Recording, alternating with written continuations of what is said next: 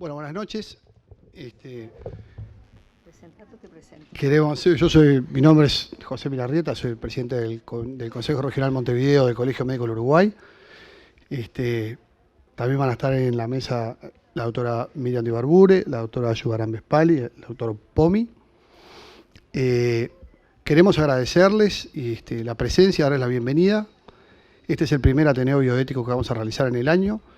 Es una actividad que planificó Regional Montevideo del Colegio Médico, que va a ser mensual y que, en un hecho que para nosotros es relevante, vamos a realizarla en diferentes instituciones públicas y privadas, todos los meses en una distinta. El objetivo de esta actividad, por supuesto que el primer objetivo es la promoción de la bioética, que el colegio está por ley y además está firmemente convencido de la importancia de la promoción de la bioética. Por otro lado, el acercamiento del colegio a los médicos en sus lugares de trabajo, que pensamos que es importante, por eso lo vamos a hacer en diferentes instituciones, y como un objetivo muy importante también, el estímulo y la facilitación a los comités de bioética institucionales, de lugares donde existen y funcionan, como aquí en el CASMU, en los lugares donde existen y no funcionan, y los lugares donde no existen. La idea es empujar hacia adelante, que el colegio sirva como facilitador. No es el colegio responsable de esa tarea, pero sí queremos impulsarla. Y antes de empezar, me parece importante una reflexión. Las actividades que tienen que ver con la bioética no son, generalmente, o no han sido hasta ahora, no concitan el interés masivo de los médicos. Y eso es un hecho incontrastable de la realidad. No es solo el frío y el fútbol que conspira hoy contra nosotros, pero el éxito de estas actividades, en mi manera de pensar, debemos medirlo a mediano y largo plazo. Nosotros ahora, el colegio está firmemente interesado en impulsar esto y estamos empezando. Al principio va a ser difícil y seguramente sea difícil de ahí en adelante también, pero el éxito lo tenemos que medir cuando pasen 2 o 3 años y podamos ver qué queda de esto que estamos haciendo. Nosotros estamos convencidos de que esto, si sirve para trascender un poquito, para llegar a médicos que habitualmente no están vinculados a estos temas, ya para nosotros es exitoso. Por lo tanto, aunque seamos pocos, la actividad para nosotros es igual de gran importancia.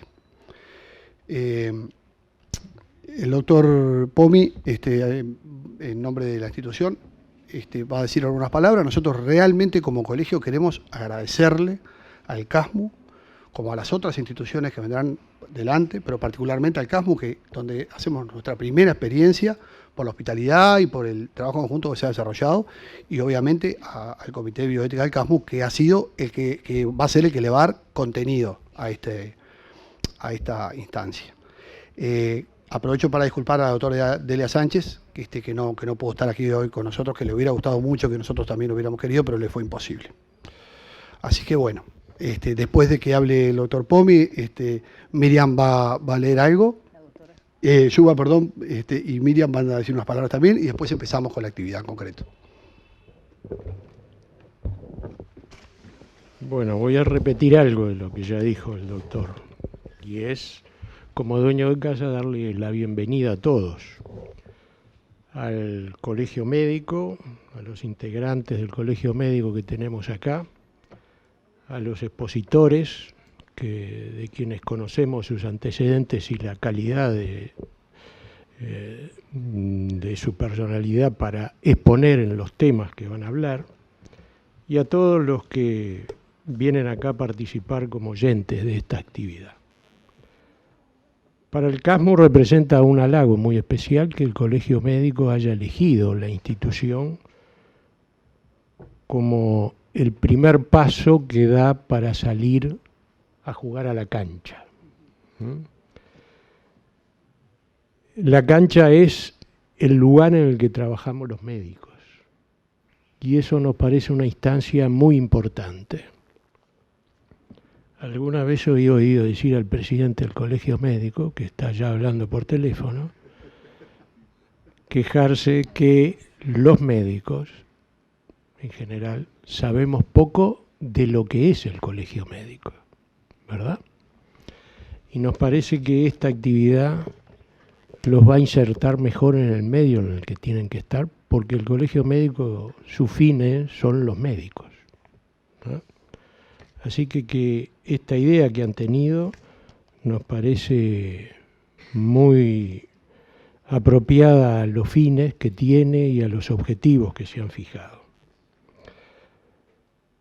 Le deseo lo mejor para la actividad de hoy y para todas las que vienen en el futuro.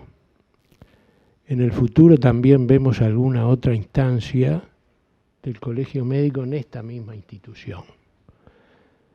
Yo recién le hablaba al doctor Minarrieta de algún desencuentro que tuvimos, por llamarlo de una forma elegante, con el colegio médico a propósito de esta reunión. Esperamos la revancha y que esto se convierta en una cosa más habitual, porque lo vuelvo a reiterar, es un halago y un honor para esta institución que el colegio médico venga a su seno. Así que muchas gracias por todo.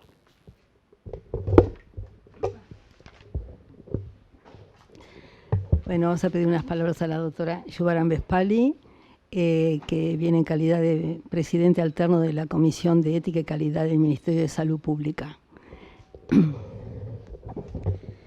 Gracias.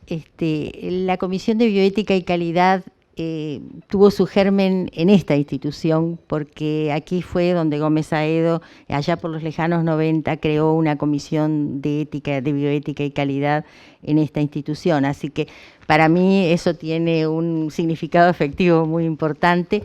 Y realmente nuestra comisión está trabajando lo más que puede para lograr que esa disposición legal que existe de que las instituciones tengan comisión de bioética dentro de la institución se cumpla. Pero no solo que se cumpla, sino que realmente funcione y esté activa, que eso a veces no es fácil.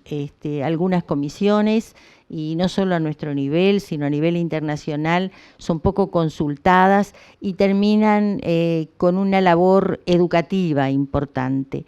La labor consultiva muchas veces es olvidada por lo que podría ser una gran ayuda realmente para la práctica de, en este caso que estamos hablando de una actividad del colegio médico para la práctica médica, pero en realidad no solo para la práctica médica, sino para toda la práctica de atención de la salud de las instituciones. Bueno, gracias. Bueno, voy a hablar como coordinadora del Comité de Ética de la institución y agradecer la instancia que nos ofrece el Colegio Médico y estamos a la disposición y a la orden siempre para participar dentro de la institución CASMU con el Colegio Médico. Voy a hacer una pequeña y breve historia del Comité de Ética y la Calidad Asistencial del CASMU, que se crea en septiembre de 1992, presidido por el profesor Carlos Gómez Aedo. Al año de su creación, el comité elabora un documento para la Junta Directiva titulado El Comité de Ética y Calidad Asistencial, un enfoque original y pionero de las IANC. Extraemos parte de este documento porque lo consideramos la piedra fundamental de este Comité de Ética y Calidad Asistencial del CASMU. Entrecomillado, la Junta Directiva del CASMU en septiembre del 92 dispuso la creación de una comisión que estudiara la formación de un comité de ética institucional. Este grupo, en consideración de las características del CASMU, reflexionó sobre los objetivos y modalidades del trabajo, concluyendo que estos tendrán que adaptarse a las necesidades de cada uno de los sectores de la institución. Hemos partido de una integración multidisciplinaria y multiprofesional a la que se agregará la participación de usuarios. Se entendió que la preocupación por los problemas de la relación equipo de salud, paciente, familia, comunidad, se adapta a la realidad nacional y del CASMU en particular. Cerramos comillas. Han transcurrido más de 20 años y algunos hemos permanecido, otros se han ido y otros se han incorporado. Hemos retomado nuestra actividad en julio del 2011, luego de un periodo de 2 años de interrupción de la misma, con un cambio fundamental en relación a la reglamentación de las comisiones de bioética. El 8 de septiembre del 2010 se aprobó el decreto 274 que reglamenta la ley 18.335 del 15 de agosto 2008, pacientes y usuarios de los servicios de salud, se establecen sus derechos y obligaciones. El capítulo 5 del decreto está dedicado a las comisiones de bioética de las instituciones aludidas en dicha ley. La ley del 3 de abril de 2009 de voluntades anticipadas impone comisiones de bioética institucionales para ciertos procedimientos. Sumado a este nuevo marco, los integrantes de esta comisión estamos convencidos que las comisiones de bioética son un imperativo en la práctica asistencial. Desde su creación, esta comisión se ha propuesto cumplir con las funciones atinentes a la misma. Función consultiva en relación a los problemas éticos cuando esto lo requieran por el carácter conflictivo del mismo. Un problema máximo en el terreno de la bioética es precisamente el de la toma de decisiones. Función formativa, jornadas de reflexión y debate, cursos y talleres sobre la integración de los aspectos bioéticos y de calidad humana en lo técnico, científico y sus avances. Establecer el equilibrio que debe existir entre el humanismo y la pericia técnico-científica para hablar de calidad asistencial.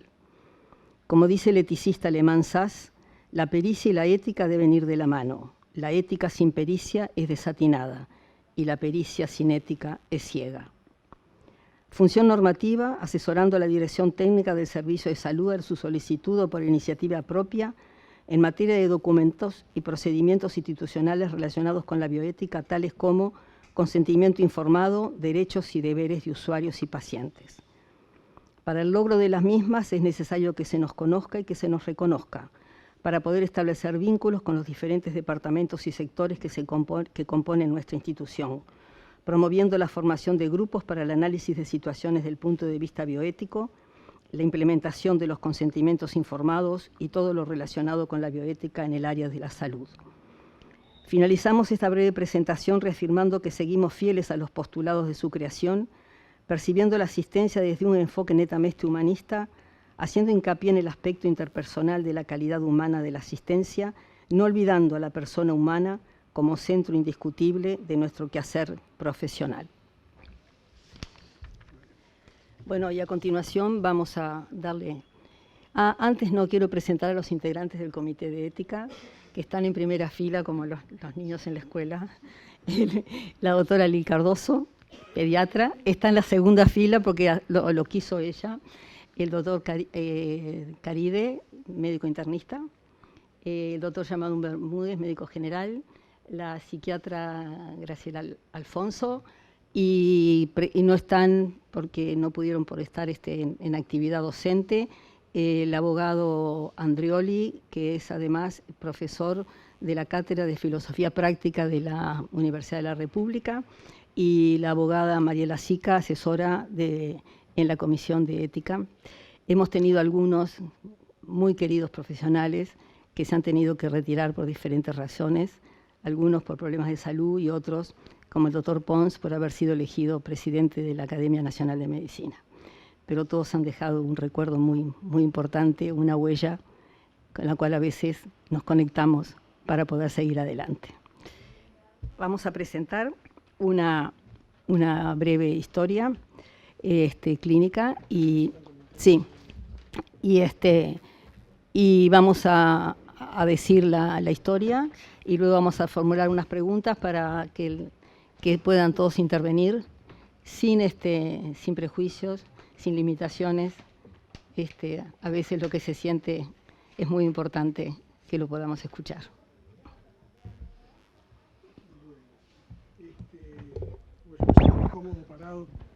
Me siento más cómodo parado, así que aquí me voy a quedar. O de repente quieren bajar para ver mejor. Sí.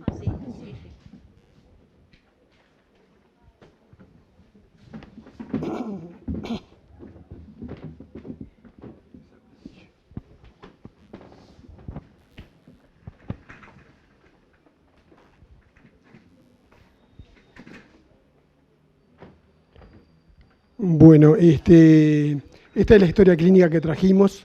Se hicieron algunas modificaciones para preservar la identidad de la paciente, pero bueno,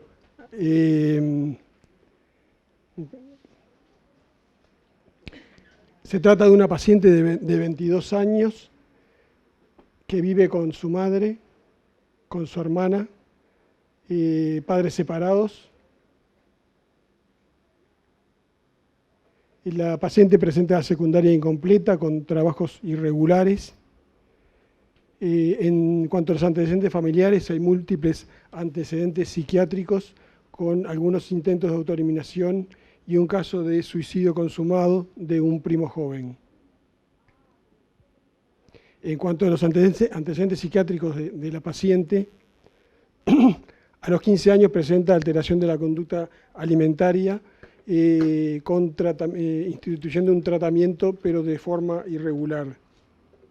A los 18 años hay un episodio de intento de autoeliminación con ácido salicílico.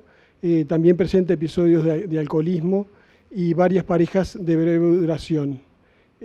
Continúan siendo presentes los tratamientos, pero en forma irregular.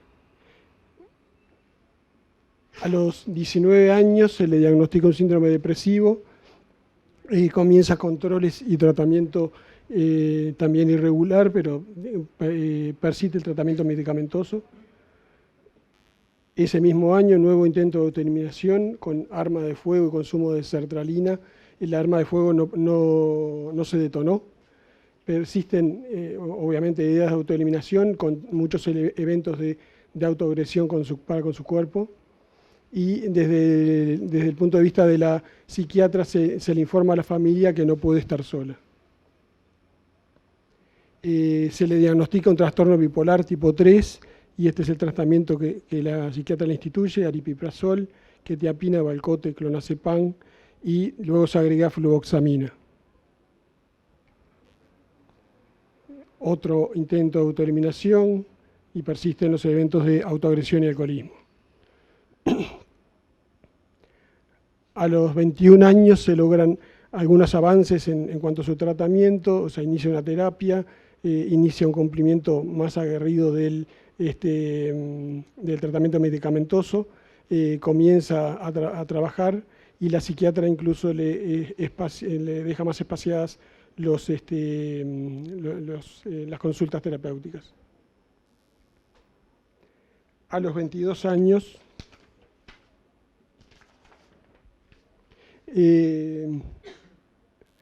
surge una sospecha de embarazo,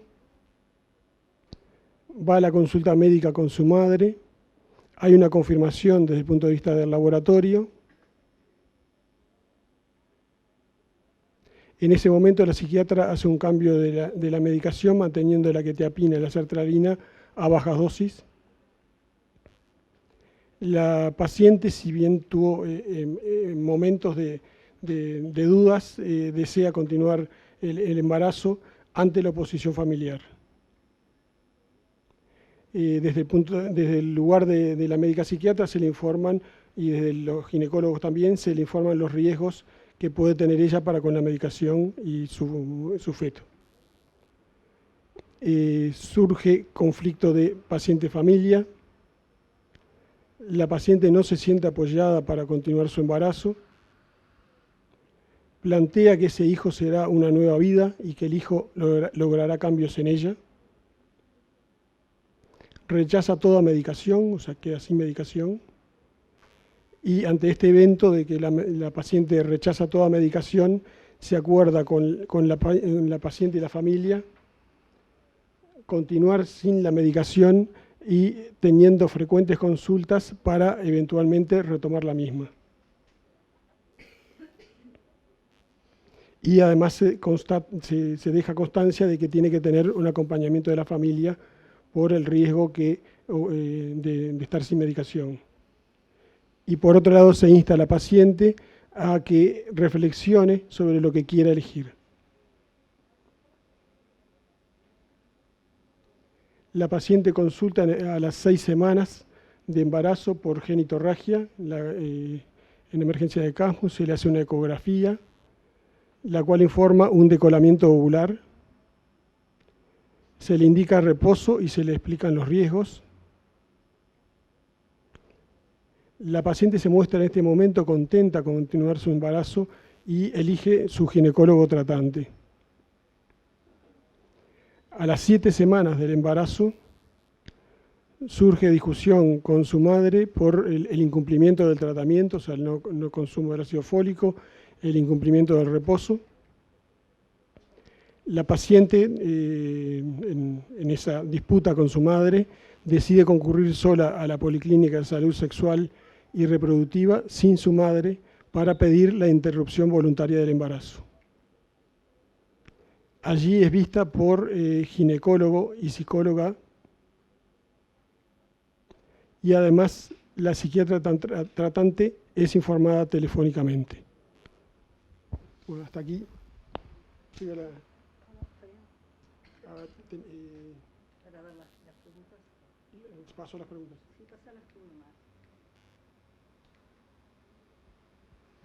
Bueno, las preguntas que el equipo en el equipo planteamos es: ¿cuáles son los principios éticos y valores en juego? ¿Cuáles son los diferentes conflictos éticos que se presentan? ¿Y cuáles son los cursos de acción posibles?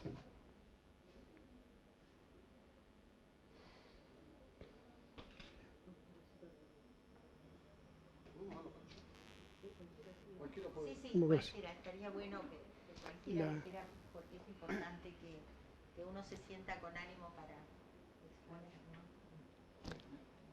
La frase quedaba para después, ¿no? La frase quedaba.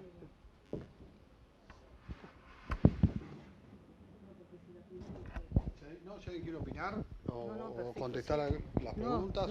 Yo lo que no estaba preguntando si iban a hablar, estaba diciendo si de pronto para verlos quién pide la palabra, vieron como yo estoy pidiendo que pidan la palabra, si de pronto estará alguien, tú por ejemplo, ahí está, Mina Rieta. A ver quién rompe el hielo. Sí, de así estar para atrás. Ahí está.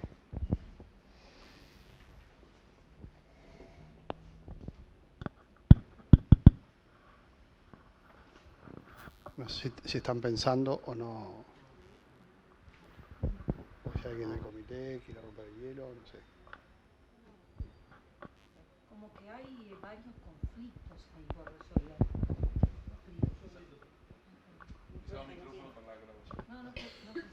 No, para la grabación. Ah, está. Creo que me parece que hay varios conflictos acá por resolver. En primer lugar, creo que lo primero es la paciente, ¿no? Es una paciente muy conflictiva desde el punto de vista psiquiátrico, que es muy difícil abordar, como que ella está en un conflicto con las decisiones que quiere, con lo que quiere seguir, si tener ese hijo, si no tenerlo. Creo que está también presionada por parte de la familia, que ahí habría otro conflicto, el evaluar la situación social con la familia de ella, y bueno, no sé, creo que algo así, no sé. Brusone, Margarita. Y bueno, como que está difícil tomar decisiones. Creo que yo, no sé, no me dedico a eso específicamente, pero creo que como médico es muy difícil enfrentar esta situación, porque la chica como que va y viene, como que tiene muchas marchas y contramarchas, como que creo que se ve presionada por la familia. Y bueno, creo que lo principal sería congeniar con ella y tratar de evaluar la situación de ella psicológica y ayudarla para ver si se puede seguir adelante. Después todo el conflicto en cuanto a la farmacología de ella, porque es muy vulnerable desde el punto de vista psiquiátrico.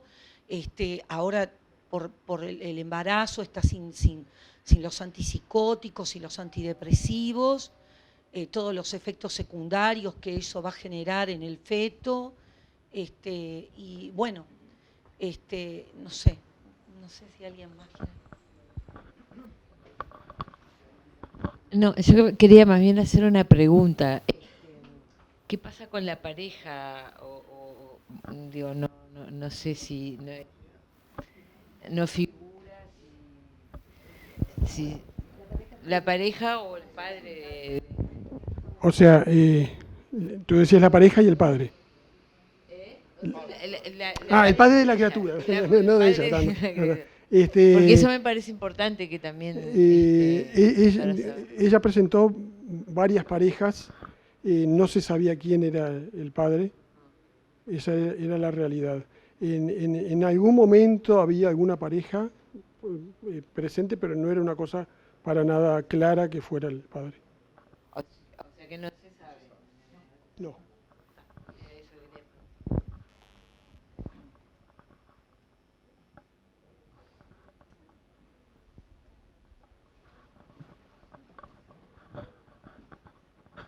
Bueno, buenas noches. Primero voy a ir un poquito para atrás. Felicitar a la regional, en nombre del Consejo Nacional, felicitar a la regional. Primero porque nos pareció muy novedoso esto, que creo que esto hoy, así como empezó el puntapié inicial con el profesor Gómez Aedo, creo que hoy debe comenzar un puntapié inicial también en el nuevo enfoque clínico. Nosotros hoy decíamos que una buena decisión clínica debe ir acompañada de una buena decisión ética. Eso por un lado. Segundo, para avisarle a mi viejo amigo que lo que estaba era tuiteando, porque ahora hay que estar en el tuiteando que se estaba realizando esta actividad acá. A mí lo que me parece gracias. A mí me parece que acá, por lo menos me pareció, el problema que radica acá, que hay un cambio de conducta de ella, ¿verdad? Porque primero es como que querías embarazo, voy a plantear y compréndanme que yo estoy muy lejos de este tipo de acciones, recién me estoy poniendo, pero la problemática me parece es que hay un cambio de conducta que inicia queriendo el embarazo y después ese cambio que, digamos, si uno tuviera que definir este caso clínico, es por qué cambia esa conducta, ¿verdad? Y uno a veces tiene que, por lo menos, sobre todo en el área de medicina intensiva, uno cuando tiene que ver a ver cuál o qué raciocinio tiene la persona en ese momento, ¿verdad? Porque a veces es muy difícil saber realmente, por ejemplo, en el paciente crítico, pero cuando hay cambios de conductas de una cosa, uno debe poner, por lo menos poner en acción, a ver si esta muchacha, porque hizo ese cambio fundamental en lo que tiene que ver con la conducta. Primero quería el embarazo, era como su salvación de su enfermedad, aparentemente, de acuerdo a lo que contaron la historia, y posteriormente hace un cambio brusco. Yo empezaría por ese lado, que el primer problema que se me plantea, si yo estuviera en el lugar que está la gente del equipo del IBE, ¿verdad?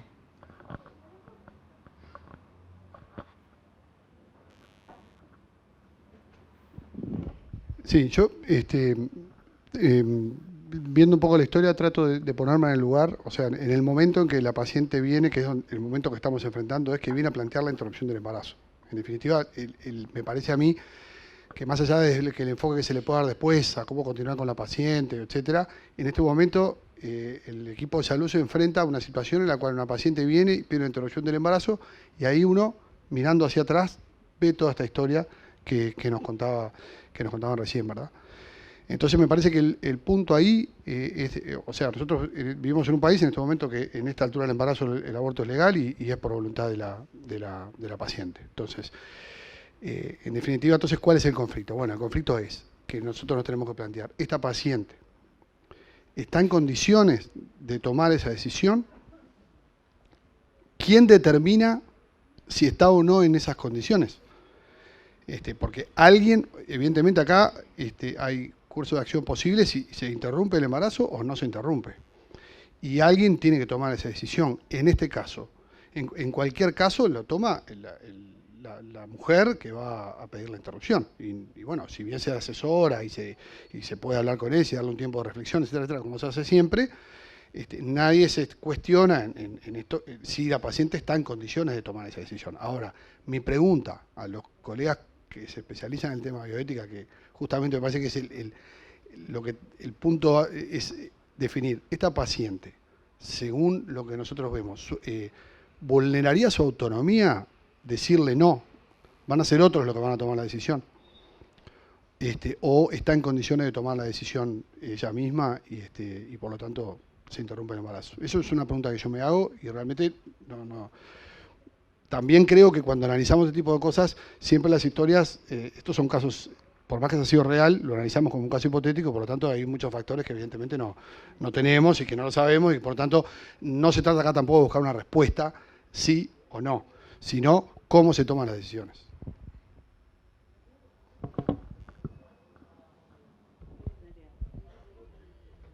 Voy a ir un poquito hacia atrás, doctor Caride. Voy a ir un poquito para atrás, poniéndome un poco en la situación en el terreno que nos mueve, ¿verdad? En primer lugar, esta chica es una adolescente, en el cual 22 años entra del grupo de la adolescencia, y eso significa una situación muy especial en cuanto a la toma de estabilidad desde el punto de vista de ella misma. Pero esta chica tiene una profusa historia psiquiátrica, ¿verdad? Con intentos de eliminaciones mayores, como es, por ejemplo, el intento con un arma de fuego, que es un intento mayor, ¿verdad? No el otro con aspirina, que bueno, que eso sabemos que habitualmente no es un poco para llamar la atención, pero significa igual un intento de autoeliminación. Y por otro lado está dentro de una familia desintegrada, padres separados, ¿verdad? No sabemos muy bien cuál es la relación con su hermana, y una madre que tampoco la contiene mucho, porque ustedes ven que cuando ella decide tomar la interrupción del embarazo, ella va sola, ¿verdad? Y por otro lado, como ella dice bien, la madre no la está acompañando desde el punto de vista de la continuación del embarazo. Yo creo que se pone en una situación muy especial. Y además se trata de una chica que tiene un diagnóstico psiquiátrico muy definido, que había estado tomando una medicación como es el Valcote, que realmente es una medicación que no se debe utilizar en el curso del embarazo, ¿verdad? Yo creo que fue un poco el conflicto familiar, fue un poco lo que la llevó a tomar una decisión un poco intempestiva, ¿verdad?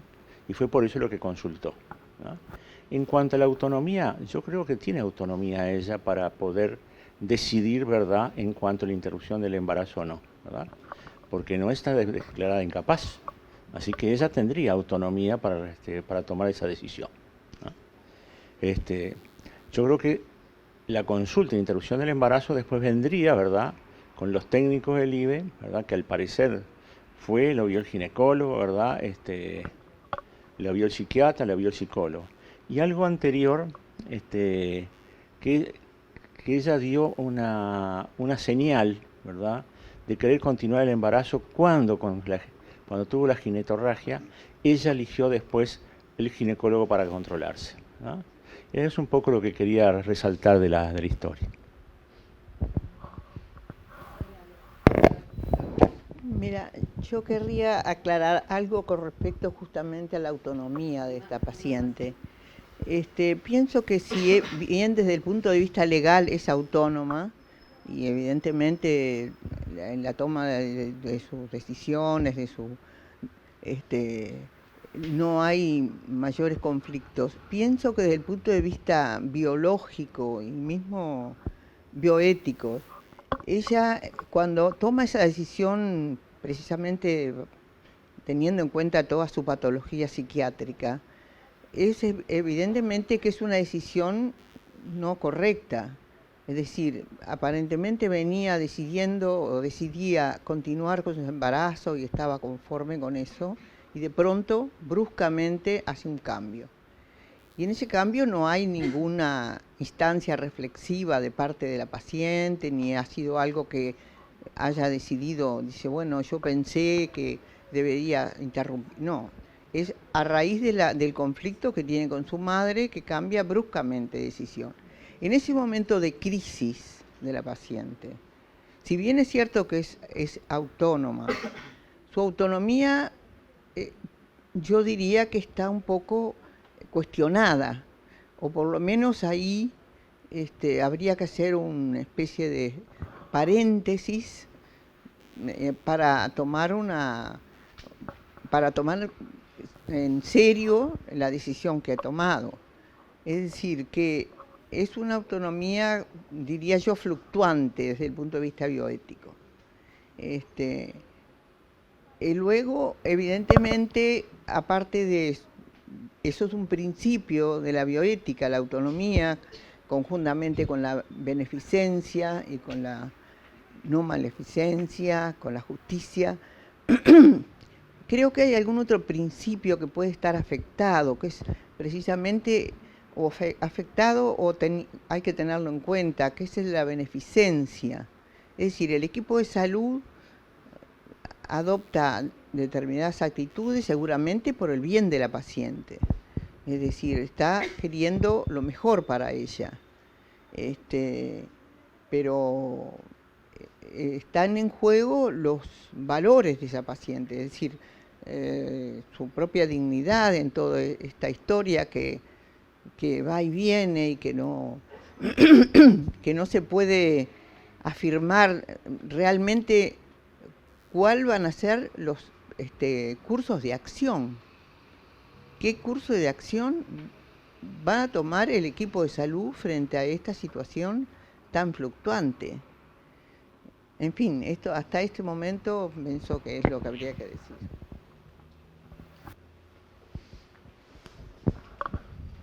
No, pensando un poco, me preguntaba, digo que estamos centrándonos en la paciente y en su persona. Creo que como es un trastorno bipolar, como que un poco la define en el sentido de tomar una decisión un día, al otro día otra decisión. Entonces,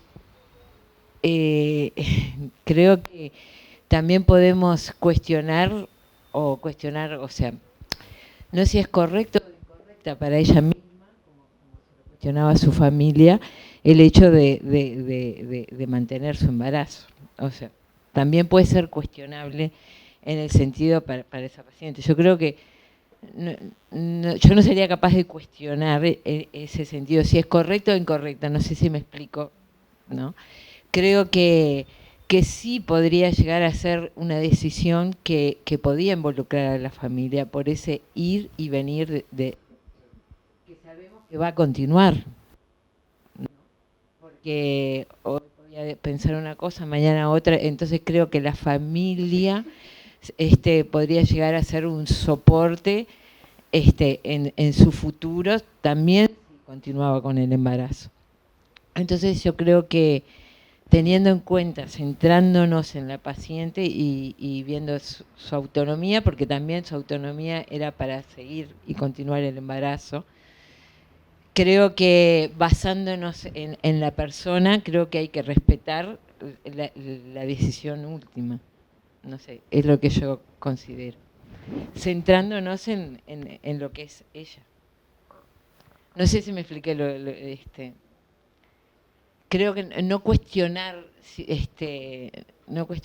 sea, que si es, porque va a ser así y va a continuar siendo así, y teniendo en cuenta lo que la familia pensaba en su momento, porque no teníamos aliado a la familia para la continuación de ese embarazo. Yo creo que en ese sentido hay que tenerlo en cuenta. Yo volvería un poco para atrás para poder pensar cuáles eran los valores que ella tenía, que no sabemos mucho, es decir, sabemos mucho de su enfermedad y sabemos poco de la persona. No lo vamos a saber tampoco posiblemente porque no sé siquiera si lo tienen en los datos ustedes, pero de todas maneras me gustaría que antes de medir si está con una autonomía completa y ver qué aspectos del razonamiento de ella para tomar una decisión o la otra, que me parece que sería importantísimo saberlo para ese equipo que se enfrenta, ese equipo de salud sexual y reproductiva que se enfrenta a una propuesta de una adulta mayor de edad y que es legalmente capaz, saber un poco más sobre ella, es decir, poder entenderla a ella como persona, saber cómo se inserta en su familia, si las mujeres, hay muchas mujeres ahí en esa descripción que se nos dio de la familia, si esas mujeres plantean que la interrupción del embarazo es algo que la familia acepta y tolera bien, parece que incluso lo proponían, ¿verdad?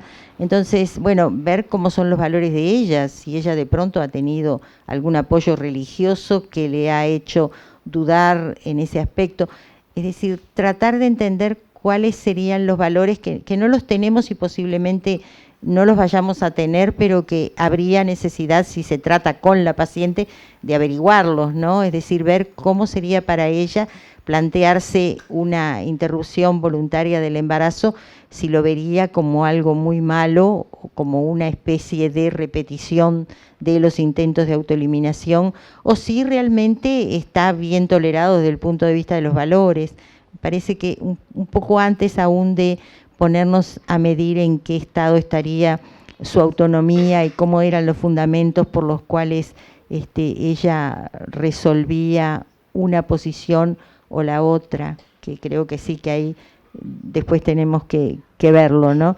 Pero parece como que está todo muy centrado en enferma mental, y enferma mental no quiere decir de que no tenga autonomía para decidir las cosas relacionadas con su vida intimísima, muy personal, como es su vida de salud sexual y reproductiva y su capacidad de procrear.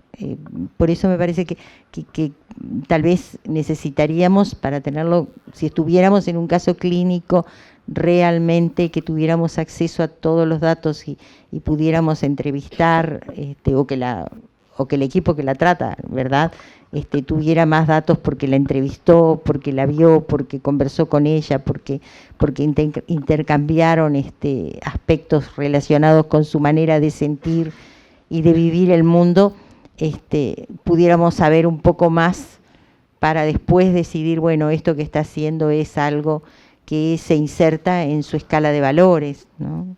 Y bueno, y después sí, lo de la autonomía creo que sí hay que resolverlo con un aspecto más técnico, ¿no? Desde el punto de vista bioético hay maneras de evaluar la capacidad de la autonomía.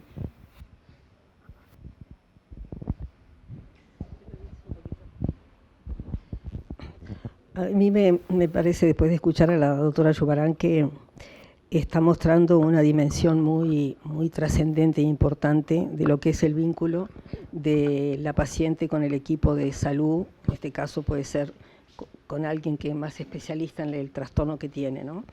Es decir, que a veces no solo son el análisis de los síntomas físicos o el mismo comportamiento, sino un poco más allá en cuanto al ser en su integridad, en su totalidad, ¿no?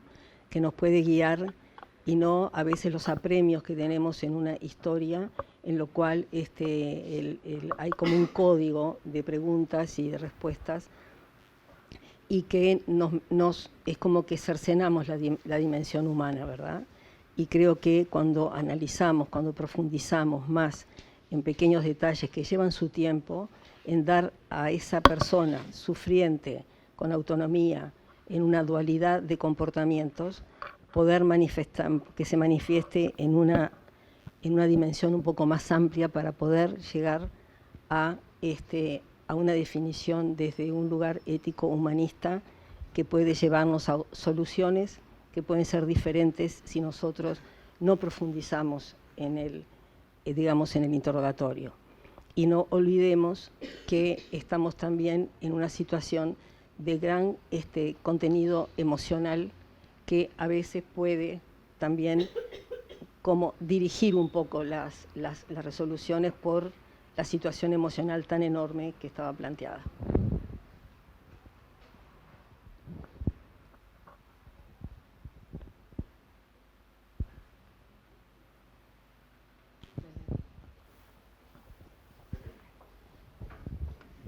Sí, en la línea de lo que se viene diciendo, en realidad, en la historia nosotros no tenemos suficientes elementos para llegar a conocer las características y la trayectoria de vida de esta chica aparece como síntomas y diagnósticos nada más, ¿no? Falta saber qué sentía realmente, o lo que sentía. Tenemos algunos aspectos positivos con relación a su embarazo. No tenemos mensajes que nos hablen de sentimientos de rechazo, ¿verdad?, que viniera preparándose para el rechazo. También llama la atención que ella llevaba varias semanas, ¿verdad? Y bueno, ese cambio en la decisión parece brusco. Entonces, bueno, una de las complejidades mayores es esa, ¿no? Cuando algo viene con un determinado curso y en el momento que llega la consulta el planteo es otro, ¿no? Sorprende. Y también tengamos en cuenta que en esta situación específica asistencial, los tiempos definen las conductas, ¿no? Porque no es lo mismo, trabajar en una temática en la cual no hay un tiempo límite, a trabajar en un tema en el cual el propio equipo asistencial sabe que si no procede en determinados plazos, luego el curso normal sigue su ritmo, ¿verdad? Entonces creo que hay muchos aspectos que complejizan la situación, por eso un poco también lo elegimos, ¿no? Porque era una situación compleja para poder abrir la discusión. Y bueno, otra de las cosas que nosotros tuvimos que hacer fue cortar y recortar, ¿no? Donde hay una historia más rica es en la psiquiatra tratante, por supuesto. No tuvimos acceso al contenido de la historia del ginecólogo tratante, que hubiera sido otro elemento importante, ¿verdad? Pero bueno, con esto era lo que teníamos para aportar y para trabajar y abrir la discusión a ver qué haríamos entre todos llegados a una instancia en la cual hay que tomar una decisión. Si tuviéramos la oportunidad de intervenir, quizá, ¿verdad? Por eso lo traemos a este comité, ¿verdad? Porque si tuviéramos la oportunidad de poder incidir cuándo, cómo, de qué forma, por qué, ¿no?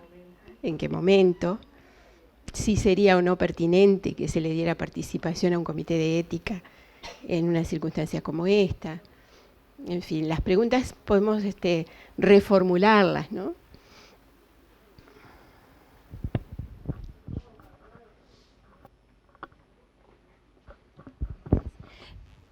Creo que hay un aspecto que nosotros no podemos soslayar, que es un embarazo de riesgo, por el contexto del tipo de paciente, por la medicación y por los comportamientos posteriores al saber su gestación. Ella abandona la medicación que supuestamente se le explicó la importancia de que la tomara correctamente. Y eso son lecturas que uno no puede dejar de hacer, por más que no sea la expresión explícita de la voluntad del paciente. Creo que el sostén es psicoterapéutico y de interrelación con el psiquiatra tratante para comprender realmente lo que ella quiere es fundamental. Porque si no hacemos una lectura totalmente superficial y no podemos olvidar que somos médicos, entonces es también importante decir, del punto de vista estrictamente técnico, los riesgos que tiene este embarazo en ese contexto.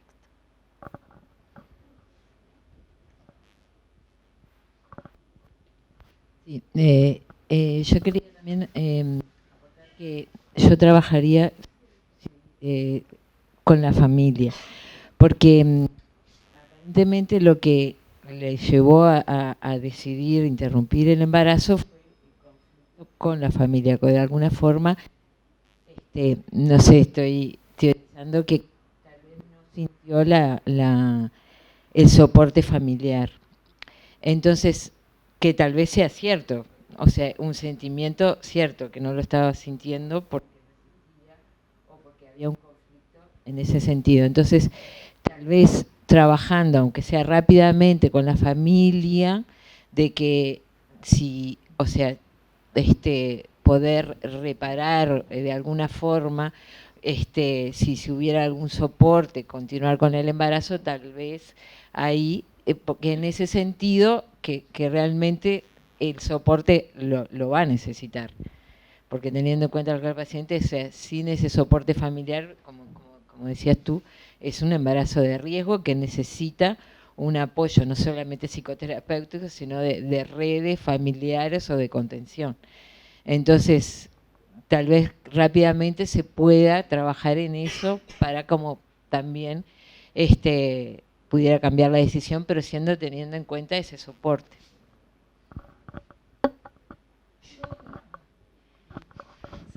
Yo siento como que, yo no me siento segura en este momento si tuviera que tomar una decisión. Yo me siento como que no sé si quisiera que ese embarazo siguiera, porque pienso que es una cosa, ojo, es lo que siento, ¿me entendés? Como que es una paciente vulnerable, como dije antes, que ha tenido muchas marchas y contramarchas. Yo, a ver, no sé nada de psiquiatría, ¿no? Pero digo, no sé si en este momento, ella es una bipolar, y si en este momento, capaz que al haber retirado todos esos fármacos, no estamos ante una parte depresiva de ese trastorno bipolar. Entonces, yo no sé si tengo, es una duda terrible la que me surge a mí, porque además esa familia es una familia que está desgastada, es una familia que viene desde hace años gestando todos esos conflictos de esta mujer. ¿Me entendés? Que se ven venir ahora una criatura con todos los problemas que eso conlleva, entonces es lógico que esa familia esté desgastada.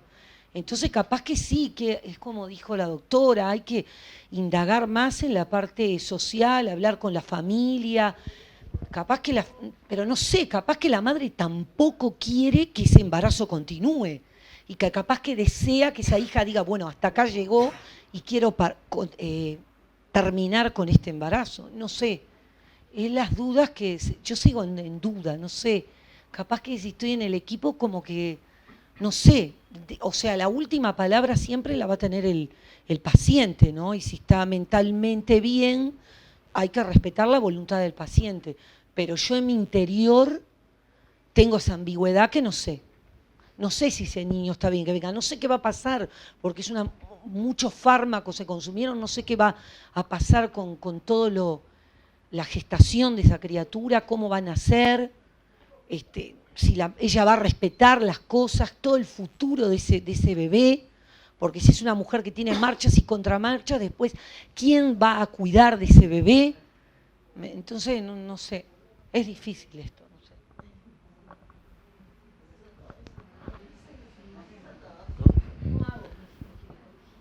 Digo, primero una aclaración, estoy muy lejos de esto, de lo que hago. La cirugía tórax queda a una enorme distancia de esto. Pero digo, voy a hacer una reflexión y una pregunta. La reflexión es parte de lo que decía la doctora. Esta chiquilina vive en una familia incompleta, llamémosle, ¿tá? Con una enfermedad definida que creo que lo que tiene desborda lo que es el diagnóstico que se ha hecho.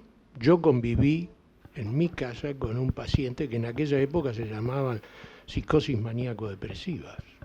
Y es muy difícil la convivencia. Durante años, es muy difícil la convivencia. O sea que la familia debe estar destruida y aburrida de esto, ¿verdad? Porque esa es la vida real, ¿ah? Creo que hay cosas que forman parte de su enfermedad y si no están mal los especialistas me corrigen. Pero el tener parejas simultáneas al punto que no sabe quién es el padre, eso no forma parte de la enfermedad de la que es portadora. Y la pregunta es la siguiente. ¿Sirve para el equipo de salud que está enfrentado a la pregunta que tú hiciste, verdad? Porque el tema es, interrumpimos el embarazo o no, ¿verdad? Eso creo haberlo comprendido. Y yendo al comentario de la doctora Lil Cardoso, que manejó el concepto de beneficencia de la paciente. Pero acá hay dos pacientes, la madre y el hijo. Supongamos que el embarazo se desarrolla magníficamente bien. Ese niño va a volver en medio de esta familia real, ¿no? ¿Eso es un criterio que sirve al equipo de salud para decidir o es una barbaridad lo que yo estoy diciendo? Esa es la pregunta. Doctor Bermúdez, Buenas noches, doctora Santana. No, yo creo que el equipo IBE, digo, yendo un poco a la normativa, el equipo IBE no es quien decide desde el punto de vista ético o asistencial si se continúa o no con un embarazo, porque el equipo IBE lo único que hace es, primero, no juzgar, no elevar ningún juicio moral, si es correcto o no incorrecto, porque no hay correcto e incorrecto en una decisión de tener o continuar con un embarazo o suspenderlo. Digo, el equipo no puede expedirse de decir es correcto tenerlo o no es correcto tenerlo. Yo creo que acá el conflicto ético de alguna manera se establece por un lado por el hecho de que si la paciente es autónoma, como decían por acá, en su decisión, y es realmente una decisión que pueda ser respetada, esa es la primera cuestión que podría tener, o sea, el primer cuestionamiento que podría tener el equipo de salud. Y lo otro es si se considera que es autónoma para poder decidir sobre si tomar la conducta de tenerlo o no, si lo otro que se puede presentar desde el punto de vista asistencial es respecto a la medicación y respecto a cursos de acción a seguir si ella continuara su embarazo, porque se puede dar el dilema de qué pesa más, si mantenerla compensada y que no haga un intento y se mate ella y su hijo, o darle obviamente la mínima medicación necesaria para mantenerla medianamente compensada y hacer que ella logre continuar con su embarazo, por lo menos salvaguardando de efectos secundarios al feto. Lo otro que, bueno, se habló acá mucho y creo que podemos de alguna manera ver si es ético o no darle algún consejo o asesoría y demás, pero de todas formas creo que va a primar lo que ella decida, siempre y cuando la consideremos autónoma y autoválida para tomar las decisiones desde el punto de vista de su psiquis. El equipo IBE, repito, no puede de ninguna manera inclinarse ni para un lado ni para el otro, porque si no, no estaría cumpliendo con la normativa. Diferente sería si ella hace una consulta en otro contexto. Si ella va a su médico tratante, a su médico de cabecera o al psiquiatra mismo, puede obtener alguna otra respuesta que sea más de corte de consejo o no de corte ético quizá o de acompañamiento, pero el equipo IBE tiene que mantenerse, me parece, absolutamente por fuera de todo consejo, ya sea para retener el embarazo o juzgando el no querer tenerlo, porque si no el equipo no está cumpliendo justamente, por eso es multidisciplinario. Y ahora se pide la última aclaración a la normativa que salió hace bien poquito, es que sea en una misma sesión que la vean los 3 integrantes del equipo asistencial, y eso un poco el objetivo es justamente que de la interdisciplinariedad esa surja el asesoramiento, porque tiene que ser absolutamente objetivo, el asesoramiento desde el punto de vista social, desde el punto de vista psicológico y desde el punto de vista médico a lo que se enfrenta con una interrupción voluntaria del embarazo y lo que de alguna manera eso puede determinar. Pero un consejo que tiene que ser, ya digo, objetivo. La decisión última la tiene que tomar la paciente. Y a mí me genera muchísimas dudas en lo personal si esta paciente es realmente autónoma, porque ha tenido realmente severas descompensaciones con intentos de corte psicótico, de autoeliminación con un arma de fuego y demás. Entonces realmente el no tener la contención familiar hace que de alguna manera ella tenga un grado de vulnerabilidad que no veo. Yo creo que ahí más que nada está el conflicto, si yo como equipo la consideraría o no autónoma para poder decidir sobre lo que quiere hacer. Gracias. Lo que voy a decir es un poco personal de cómo viví la presentación de esta historia, y yo pienso que una cosa que es muy rica es la multiplicidad de cosas a analizar y desde cada uno de los integrantes, porque los aspectos bioéticos como la autonomía podría hasta poder analizarlo desde el punto de vista de la madre, de la hermana, de la paciente mismo, del padre que tenía algún grado de presencia, después desde el punto de vista de cada uno de los integrantes del equipo de salud, y que me parece que eso enriquece mucho el hecho de que cada uno podamos hacer un ejercicio reflexivo, más allá de lo que es esta historia, y de que podamos saber si pasó esto, pasó lo otro, digo, más allá de eso me parece que enriquece mucho el hacer ese ejercicio porque estas historias, no sé, pero creo que son habituales. ¿No? Bueno, entonces, cuando nos enfrentamos frente a eso, desde el lugar que ocupamos, ¿qué hacemos con cada uno de los integrantes? ¿Cómo nos paramos frente a una madre en esta situación, a una paciente, a un familiar? ¿Cómo nos paramos nosotros como equipo, con las dudas que tenemos como equipo, ¿no?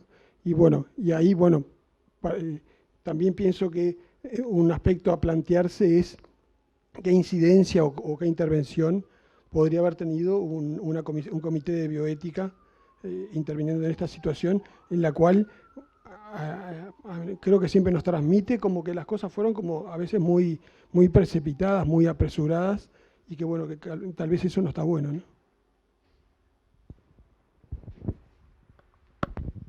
Yo creo que esto es casi una urgencia psiquiátrica, porque creo que si esta paciente que está sin medicación, que evidentemente ha tenido antecedentes de autoeliminación en lo personal, está caminando en la cuerda floja y está tomando una decisión que hoy o mañana puede ser un boomerang, porque mañana se puede suicidar porque hizo el aborto. ¿Tá? Entonces, si continúa el embarazo es un elemento de conflicto y de desestabilización, pero si aborta también es un elemento de conflicto y de desestabilización. Y entonces estamos frente a una paciente que evidentemente tiene que estar medicada porque es una psiquiátrica y está carente de todo. ¿Por qué? Porque lo abandonó. Entonces yo creo que es una urgencia psiquiátrica y que hay que hacer una psicoterapia de apoyo para que ella pueda definir realmente y el equipo médico esté consciente de que ella está capacitada para definir ese paso que es trascendental en su vida, porque la marca que le puede dejar le va a durar toda la vida y puede ser el motivo de que mañana se suicide. Entonces yo no lo veo tan fácil. Veo que esta señora necesita un tratamiento urgente de apoyo, de revalorar si psíquicamente está en condiciones o no de tomar una decisión. Porque una vez que se establezca el procedimiento, ya no tenemos vuelta atrás. El segundo punto es qué agravio tiene el niño con la medicación psiquiátrica si es que hay que hacer una medicación psiquiátrica pesada. ¿Tá? Porque evidentemente que la depresión neuropsíquica del niño y el trastorno que le puede causar, podemos traer al mundo un ser que sea totalmente dependiente y totalmente con trastornos en su desarrollo posterior. Entonces, también tenemos nosotros derechos a condenar a un ser a un ambiente no deseado, porque evidentemente ella no desea continuar el embarazo, pero la familia tampoco le presta un apoyo como para decir vamos a contenerla. Entonces, todo es muy complicado, muy complejo, una decisión muy difícil. Esto no es un aborto y nada más. Acá se juegan dos vidas, como decía el doctor, pero una de ellas está al borde del suicidio, porque está sin medicación. Muy complejo, muy difícil de tomar en cuenta todas las variables que pueden existir, y yo no quisiera estar en el pellejo de ninguno de los médicos tratantes, porque no es la primera vez que por querer continuar un embarazo pasa una cosa espantosa, que es que la madre se suicida apenas lo tenga, o lo regala o lo tira al contenedor. Entonces yo no sé, sinceramente es muy complejo este tema, pero sí creo que es una emergencia tener que resolver el tratamiento de la madre, porque ese es el kit del asunto. Después de lo otro tenemos más tiempo para definirlo y de acuerdo a las valoraciones y las ponderaciones del equipo tratante. Yo no sé. Una cosita nomás. Sí. Quedó claro la historia que esta paciente estaba en seguimiento psiquiátrico, ¿verdad? todo el tiempo estuvo en seguimiento psiquiátrico. Incluso la suspensión de la medicación se acordó con el médico, ¿verdad? Es decir que no sé si estaba en tratamiento psicológico, pero estaba en tratamiento psiquiátrico. Un psiquiatra que la contenía bastante, ¿verdad? En cuanto a lo que tú decís, a mí tampoco me gustaría estar en el pellejo del médico para resolver qué es esto en cuanto a la decisión de suspender o no suspender el embarazo. Pero también pienso que el hecho que si nosotros pensamos que se pudiera tener un intento de autoeliminación, creo que eso no sería un elemento para tener en cuenta para hacer una interrupción del embarazo, ¿no? Me parece muy importante cómo se fue dando las intervenciones porque nos ayudan a ir un poco por el camino de la metodología de deliberación que se usa en las comisiones de bioética. Y una de las primeras cosas es precisar muy bien los aspectos técnicos, es decir, la intervención que nos dio todos los factores de riesgo de ese embarazo, es decir, colocar muy bien todos los factores técnicos, agregar, por ejemplo, que los medicamentos psiquiátricos estabilizadores del humor tienen un efecto teratogénico, es decir, no solo que va a tomar medicación que puede sedar al bebé, sino que también tienen efectos nefastos para el feto. Pero esa parte técnica es lo primero que hay que deslindar muy bien y manejar muy bien. El otro aspecto es deslindar muy bien lo legal, que yo creo que tú justamente te referiste a eso, de que en este caso, evidentemente, la consulta a la Comisión de Bioética no puede ser hecha por el equipo de salud sexual y reproductiva, que no puede consultar a ese aspecto. Esta consulta, si hubiera sido real, que esto es un ejercicio que estamos haciendo, no es una consulta real, tendría que haber sido hecha por el médico tratante o por el psiquiatra tratante, ¿verdad? Es decir, por alguien que sí pudiera tener una duda en cuanto a lo que podría ser la orientación para respetar los aspectos éticos con relación a la paciente. Entonces, deslindar muy bien todo lo jurídico, y en este caso lo jurídico nos dice muy claramente que ella está comprendida entre las personas que son capaces de presentarse para una interrupción voluntaria en esta ley de nuestro país, y que no está incapacitada jurídicamente, no tiene una incapacidad legal, no es una incapaz desde el punto de vista jurídico, es decir, la capacidad de decidir la tiene. Ahora, lo que se puede hacer es un ejercicio para evaluar si en ese momento y en esa circunstancia es una paciente cuya autonomía está dificultada o disminuida como para tomar una decisión. En cuanto a el tratamiento, hay recursos, ¿verdad?, para tratar a la paciente en mejores condiciones y que esta decisión no la hagamos en este marasmo de temor de que se suicide. Una internación médica podría ser una buena solución para observar a la paciente, para conocerla, y los procedimientos que recomiendan los bieticistas que se han dedicado a estudiar la evaluación de la capacidad de un paciente para consentir cuando hay dudas, cuando hay un problema de que uno lo ve al paciente como muy ambiguo, muy ir y venir, que no sabe lo que quiere, todos esos procedimientos requieren una revisión en 2 o 3 días de cómo el paciente comprendió, cómo evaluó lo que se le propone, si es que se le propone un tratamiento, cómo luego explica de por qué toma la decisión, porque tiene que ser capaz de decir por qué toma la decisión.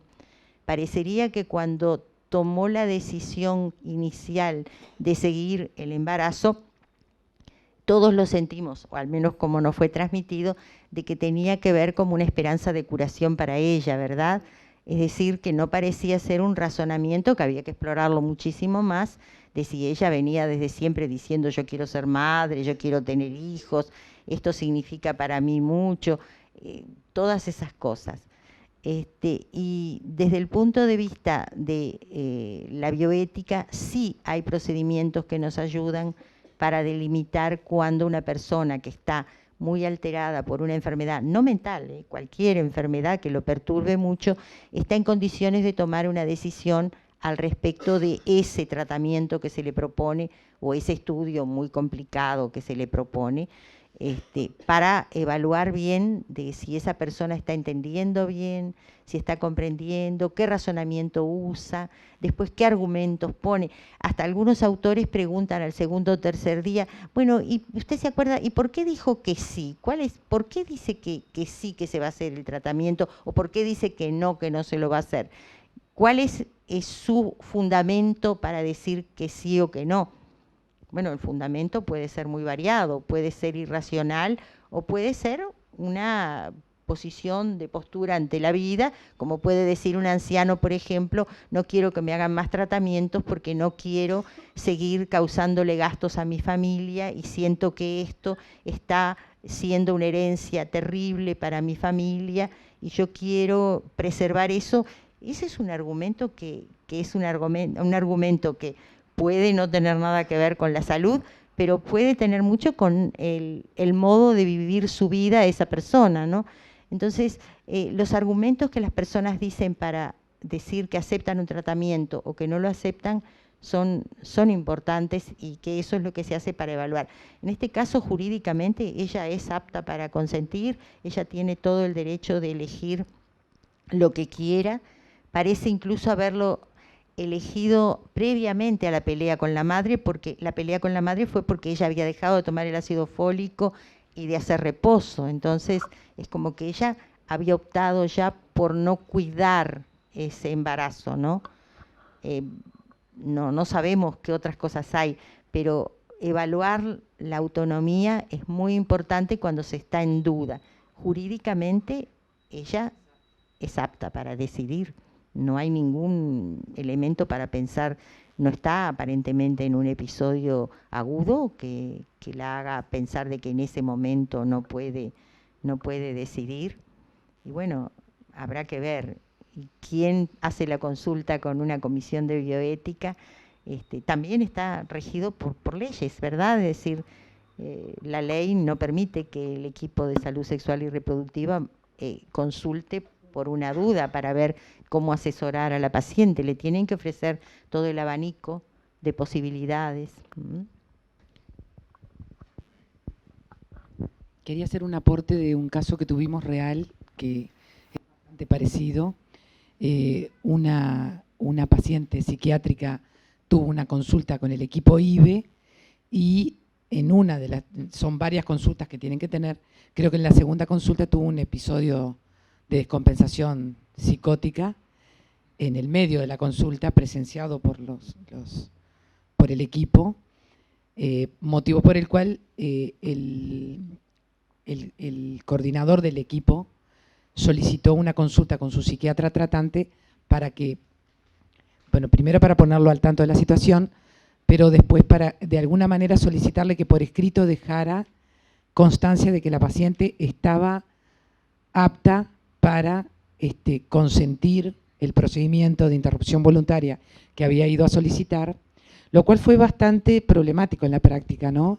Esto que cuento tan sencillo, porque el psiquiatra la valoró desde el punto de vista de su descompensación, pero no lo quería dejar escrito porque no quería de alguna manera que cayera sobre sus espaldas el hecho de que no interrumpiera su embarazo cuando él en realidad tenía también sus dudas, como se planteó acá, y esto trajo una serie de cosas porque los tiempos en el IBE para que entren en la normativa, ¿verdad?, apremian y a veces las cosas no son tan lineales y tan fáciles de resolver. Pero fue un caso real, el psiquiatra terminó diciendo que era autónoma para consentir, que había sido una descompensación, pero que ella quería interrumpir su embarazo y terminó que interrumpió su embarazo.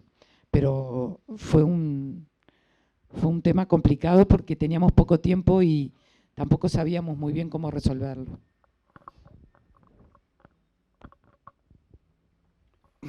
Yo, reflexionando un poco a medida que han ido hablando, En primer lugar, a mí me parece que, y contestando también un poco la pregunta o intentando que hacía el doctor Pomi, me parece que en este caso en particular, por lo menos a grandes rasgos, creo que tiene que quedar claro que la que va a tomar la decisión es la paciente. En estas condiciones que conocemos y con los elementos que contamos. Si contáramos con otros elementos, capaz que, pero me parece que es así. Y me parece que los esfuerzos del equipo de salud deberían estar dirigidos a consolidar, o sea, a aportar que la decisión que ella tome sea una decisión informada, sea una decisión responsable, en el sentido de que ayudemos a que ella pueda evaluar las consecuencias de una u otra decisión. Porque si a mí, y eso es un elemento importante me parece cuando analizamos estas cosas, si a mí, al médico, me parece que sería mejor o peor que naciera el niño, no cuenta, no debería contar, y justamente es un elemento que debemos tener en cuenta, que tenemos que separar. Porque a cada uno de nosotros nos puede parecer, si nace este niño, fíjate, todo el problema. Bueno, eso no es problema, porque niños que en una situación problemática nacen todos los días, y ¿quién es? Nadie para decir debería o no nacer, ¿no? Eso es una cosa que está, obviamente, pero que a veces, planteado de esta manera, parece algo horrible, pero a veces si uno en la velocidad del razonamiento puede dejarse también uno influir. En la propia opinión, qué es lo que uno piensa que sería mejor para la madre, para el niño, para la familia, etc. Entonces, por eso me parece que los dos elementos tienen que ser que la mujer toma la decisión y que los esfuerzos nuestros van dirigidos a que ella tome una decisión, no sé bien cómo expresarlo, pero de forma que conozca o de la mejor manera posible las consecuencias de lo que va a hacer para un lado o para el otro, y que obviamente ninguno de nosotros va a poder determinar si esas consecuencias capaz que son horribles, capaz que la mujer decide abortar y se termina suicidando por esa causa. No podemos plantearnos los términos en esa disyuntiva de qué pasaría así, porque es imposible saber.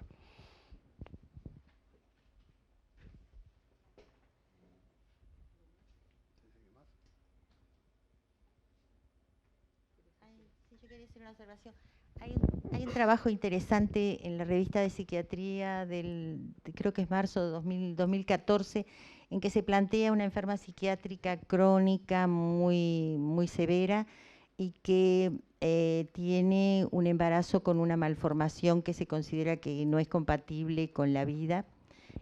Bueno, y todo el equipo cómo trabajó, está muy buena la descripción de cómo se trabajó para que se pudiera acompañarla en la decisión que ella había tomado una decisión, y esa decisión incluyó hasta que ayudarla a que cuando nació el bebé y murió, ella pudiera vestirlo y pedir que lo enterraran e ir al entierro, y la historia cuenta de que la paciente siguió yendo al cementerio.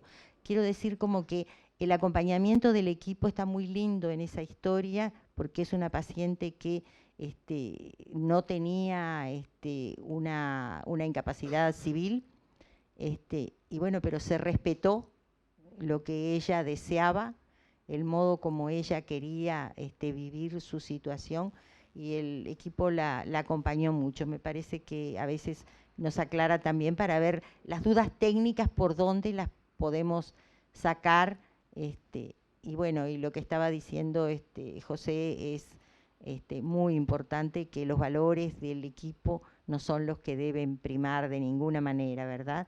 Es decir, si uno piensa que una madre no va a estar en condiciones de enfrentar al niño, la crianza del niño, bueno, se pueden tomar otras medidas desde el punto de vista social, ¿verdad? De atención de la salud social de esa mujer y de ese niño, pero no se puede influir en decir que sí o que no. Y, por ejemplo, este problema se plantea con respecto a las esterilizaciones que piden muchas veces los familiares de enfermas. Generalmente los familiares piden las esterilizaciones de las enfermas mujeres, no de los varoncitos. Y bueno, ¿y qué pasa cuando hay un retardo mental importante? ¿De qué manera manejarse con ese aspecto? Y bueno, la valoración de cómo sería esa situación. Si se trata de un incapaz, es muy, muy grave la decisión, no es una decisión que debería tomarse, excepto que sea imposible todo otro método de contracepción reversible o de otra manera, pero a veces hay que medir a ver cómo son una serie de ítems en la crianza de ese niño y si estaría capacitado para algún mínimo, con ayuda y con apoyo, pero algún mínimo. Por ejemplo, detectar si el niño se enferma, pedir ayuda. Darse cuenta de que el niño está enfermo y pedir ayuda, ¿no? Digo, para decir una cosa banal, que son cosas técnicas que hay que evaluar. Pero en principio, los enfermos psiquiátricos, salvo que tengan una incapacidad jurídica y entonces hay alguien que toma las decisiones por ellos y que tiene que ser en interés del paciente y no los intereses que muchas veces están contrapuestos, como sabemos los psiquiatras, ¿verdad?, entre la familia y los intereses del paciente, que en principio enfermo psiquiátrico no equivale a ser incapaz para decidir su propia salud.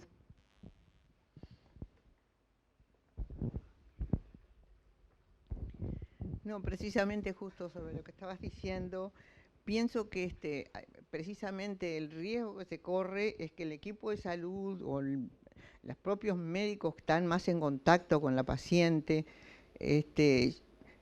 corren el riesgo de que tienen su opinión sobre el tema. Es decir, consideran por el bien del paciente que lo mejor sería tal cosa.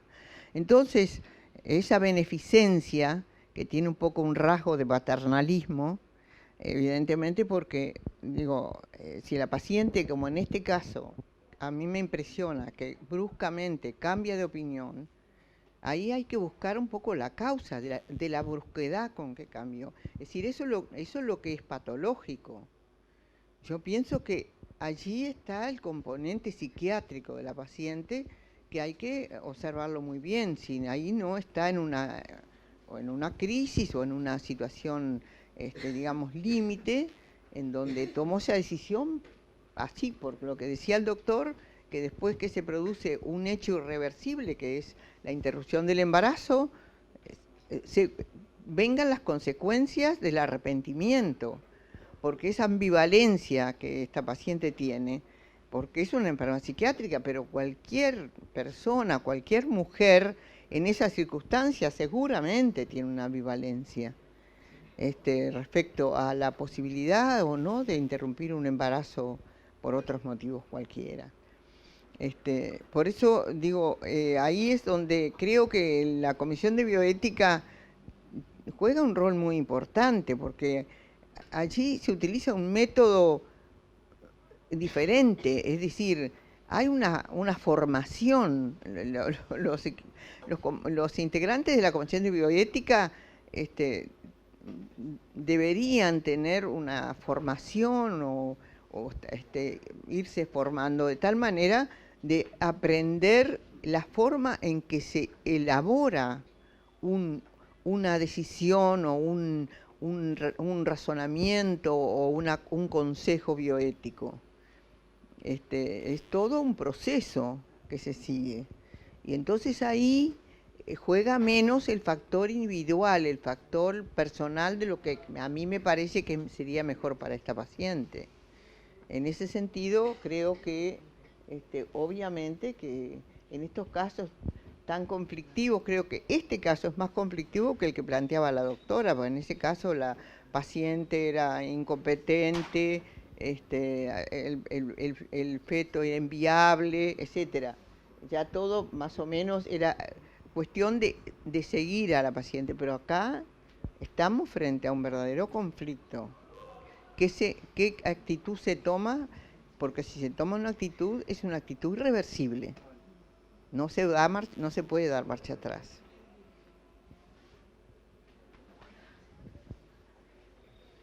No sé si alguien más quiere.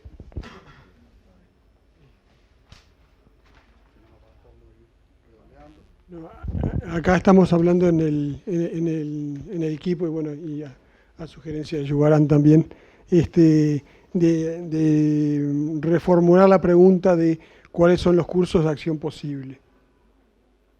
Si había alguien que quisiera hablar al respecto.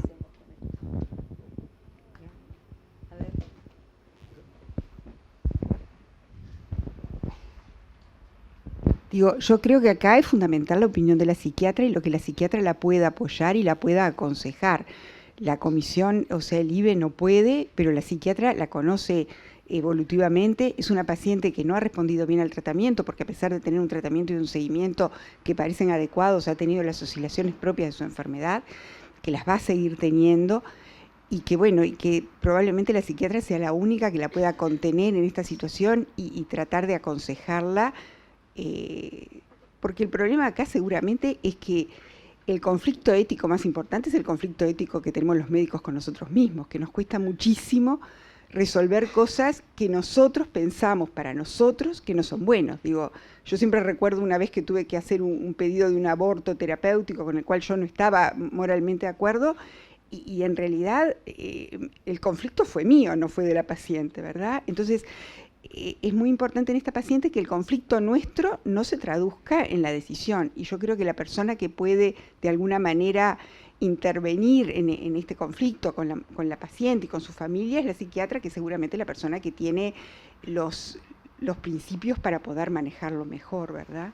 Pero es muy difícil porque todos nos involucramos personalmente en esto y terminamos de alguna manera tratando de inclinar la balanza para lo que nosotros creemos para nosotros que es mejor, ¿no?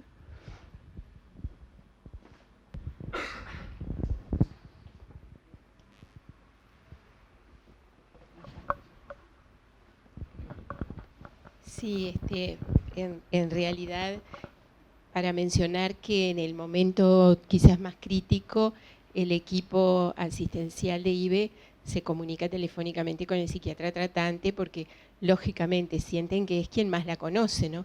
Bueno, y ese psiquiatra da una línea de acción. Nosotros no vamos digamos, a avanzar más acá porque el corte lo hicimos en determinado punto, ¿no? Pero bueno, volviendo a la situación, una de las cosas que hablábamos en la comisión y que creemos que se debe de hacer mención es al trabajo en equipo y a la reflexión del equipo, ¿verdad? En este caso y en otras situaciones de decisiones críticas, ¿no? Que el equipo está muchas veces, como lo venimos diciendo, afectado emocionalmente por el momento crítico que hay que tomar una decisión, que a veces las decisiones son irreversibles y que tiene en sus manos algo muy delicado, ¿no? Entonces, una de las cosas que mencionábamos es esa necesidad de apartarse de la situación como equipo y no discutir en presencia del paciente, sino tener instancias de reflexión, de análisis, de consulta, por supuesto en el caso de que sea necesario de consulta a los comités, en fin, pero que tengan los equipos momentos e instancias de separarse para reflexionar y para bajar un poco esa carga emocional que acompaña a este tipo de situaciones, ¿no? Como todos sabemos, en un CTI, en un centro de diálisis, en determinadas situaciones en las cuales hay riesgos vitales o riesgos de secuelas irreparables, que es necesario y es fundamental que los equipos se den sus tiempos y que puedan escucharse y discutir y contenerse y sopesar las diferentes opiniones. Esa paciente, cuando ella plantea la interrupción del embarazo, yo pregunto, no me dedico a esto, soy internista y geriatra, no me dedico a esto, pero como estamos hablando, esta paciente en ese momento es para dejarla ingresada en la institución y que ese equipo la contenga dentro de la institución, o qué pasa, no sé, pregunto porque no. Bueno, podemos dialogar. A ver, porque es una paciente que la decisión que ella va a tomar es la que va a tomar ella, pero creo que hay que pensar en lo que dijo la doctora. Digo, si tenemos que hacer preguntas, investigar, tomarnos el tiempo, es algo que requiere de dedicación, que no es entrar y salir y irse. Esto es algo que es pesado y que requiere de decisiones importantes y que tenemos que decir, bueno, ¿qué pasa? Esta paciente fue al consultorio. ¿Dónde fue esta consulta? En el consultorio común, Digo, ¿qué hacemos con ella? Yo no tengo idea, no me dedico a eso, pero creo que es la duda. Digo, ¿qué hago? ¿La dejo ir al domicilio y que después la llamamos? ¿Cómo se sigue esto? ¿Queda en la institución? ¿Amerita que esté internada y que se haga un seguimiento de todos los días para intentar convencerla a ella? O no convencerla, darle las herramientas para que pueda cambiar esa opinión. No sé, es una pregunta.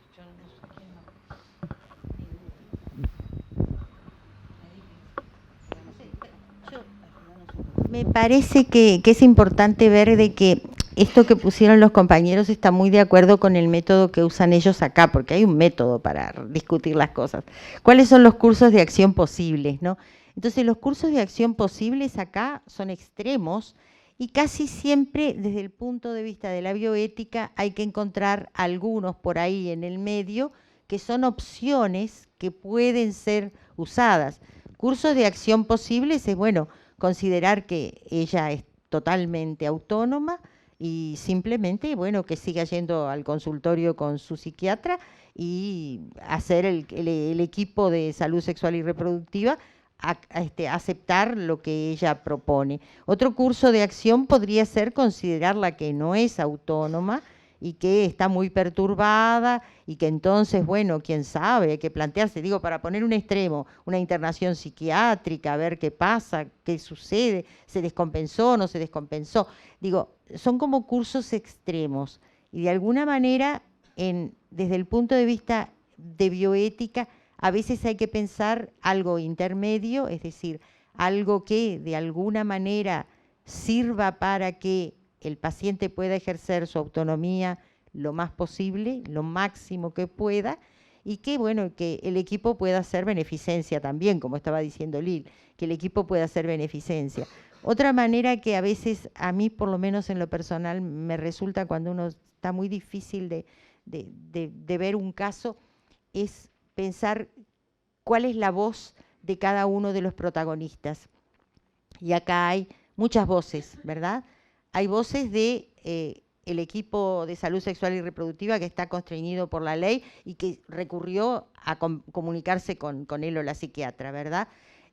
Hay una voz que la trajo Pomi, que es la voz de los familiares que están agotados por el seguimiento de esta psicosis que tiene tantas oscilaciones y que tiene tantas dificultades en el trato y a veces hasta en la economía. Pacientes que venden de un día para otro los muebles de la casa a un carrito que pasó y cuando vienen del trabajo los familiares se encuentran con que ya no hay muebles porque se los vendió, entre comillas, o se los dio a un carrito que pasaba. Digo, cosas extremas que se pueden plantear y que a la familia la desgastan mucho.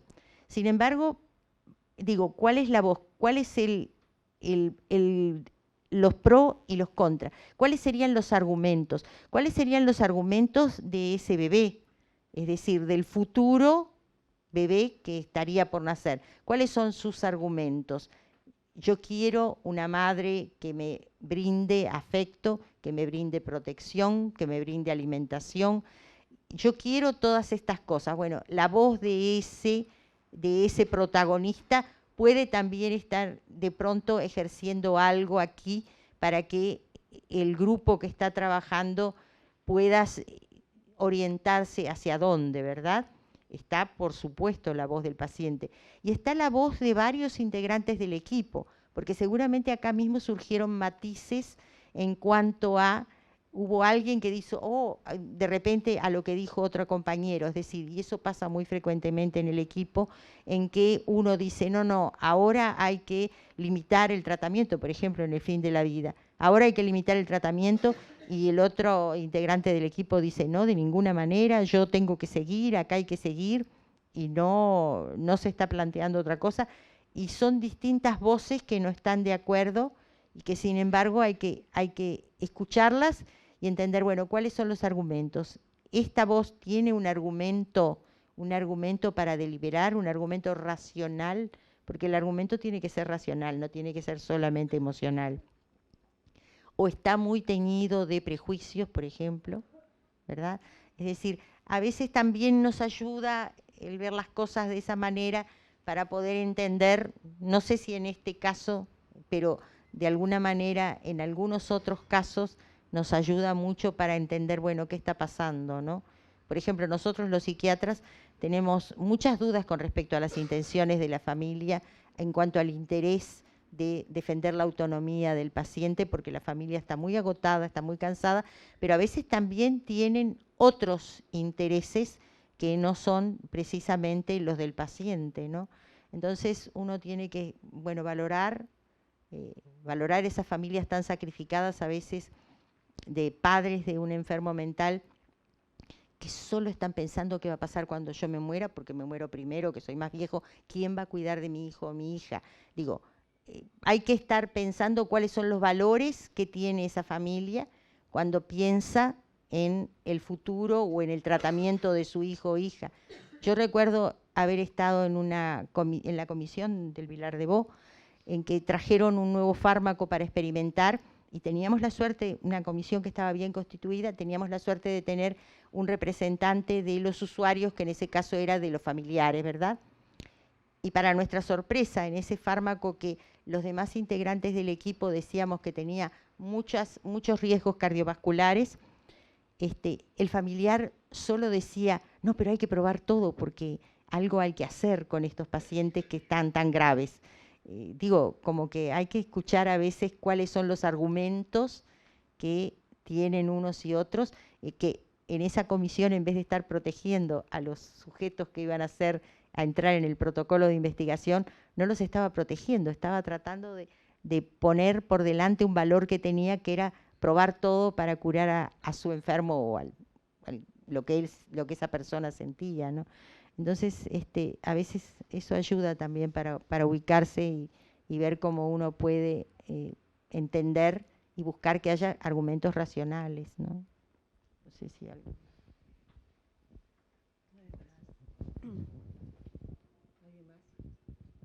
Bueno, vamos a hacer una breve resumen, ¿no? Porque la verdad que me resultó bastante complejo esto como para resumir, pero en primer lugar agradecer a todos. Es una experiencia para nosotros, esto es un Ateneo, un análisis, sí, hacer un análisis de una historia, de análisis ético. También es la primera vez que lo planteamos, y me surge también la intención de preguntarles si no sería interesante hacer un taller con el estudio bajo como decía la doctora Ayubarán, que nosotros tenemos el modelo de Diego Gracia de cómo hacer el estudio sistemático ético de una historia, y me parece que sería muy interesante, ¿no? Es decir, este es un caso que sabíamos que es muy difícil, que tuvimos que digamos, hacer una limpieza, entre comillas, de todos los datos que podían identificarse. Cortamos, no pusimos los cursos, cómo terminó el tema. Nos pareció que era mucho más rico la posibilidad de diversificar y de poder opinar. Y evidentemente lo que a mí me resulta como resumen final es que es una historia compleja, donde hay un paciente psiquiátrico que tiene autonomía, pero que la bipolaridad hace que puedan las decisiones fluctuar de un lado a otro. Lo importante que es el espacio de reflexión, y un elemento fundamental en el estudio bioético de una historia es la prudencia frente a las decisiones y frente a la toma de decisiones. Y también, como decía uno de los integrantes de nuestra comisión, el profesor Andreoli, hay que tener cuidado que en los momentos de gran contenido emocional, ver bien las decisiones que tomamos, en especial cuando son irreversibles, ¿verdad? Y bueno, y acá lo que hemos analizado en especial es la autonomía de la paciente, la polaridad de la paciente, la bipolaridad de la paciente, y también el contenido familiar, y como decía la doctora Ayubarán, la importancia del tiempo, la importancia del análisis profundo, el estar seguros de todo si hemos analizado bien las características de la persona para las tomas de decisiones, y sobre todo, como dije recién, irreversibles. Creo que estamos, me parece, muy contentos de poder haber tenido este intercambio y vamos a ver si podemos plantear un taller en el cual podamos utilizar el método para una historia compleja o no compleja, empezar por una más suave de pronto. Pero muchísimas gracias.